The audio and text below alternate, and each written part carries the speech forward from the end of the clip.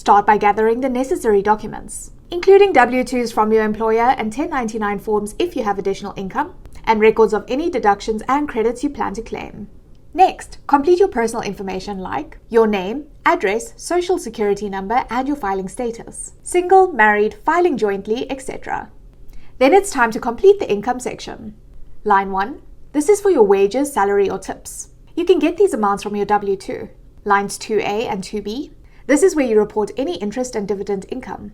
Forms 1099 INT and Forms 1099 DIV. Lines 3A to 3B. If you've made any IRA distributions or pension and annuity income, you'll enter them here in that order. Line 4.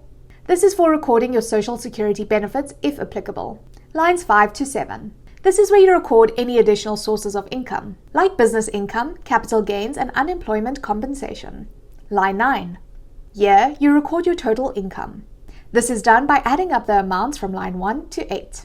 Now, move on to the section for adjusted gross income, AGI, lines 10 to 22. If you had any adjustments to your income, like educator expenses, student loan interest, or IRA contributions, this is where it's recorded. Line 11. This is your adjusted gross income after deductions. To calculate this, subtract the amounts in line 10 to 22 from your total income in line 9. After that, move on to the section for standard or itemized deductions. Line 12. Choose between standard deduction or itemized deductions, Schedule A. Most taxpayers opt for the standard deduction, which varies based on filing status. Taxable income is next. Line 15. Record your taxable income by subtracting your deductions from your AGI. Now it's time for the tax calculation. Line 16 to 24. Calculate your tax liabilities using the IRS tax tables, and remember to report any credits or additional taxes. Finally, you must calculate your refund or the amount you owe. Lines 25 to 33.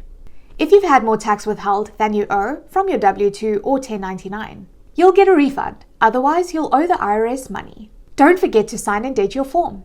An unsigned tax return is like an unsigned check. It is not valid.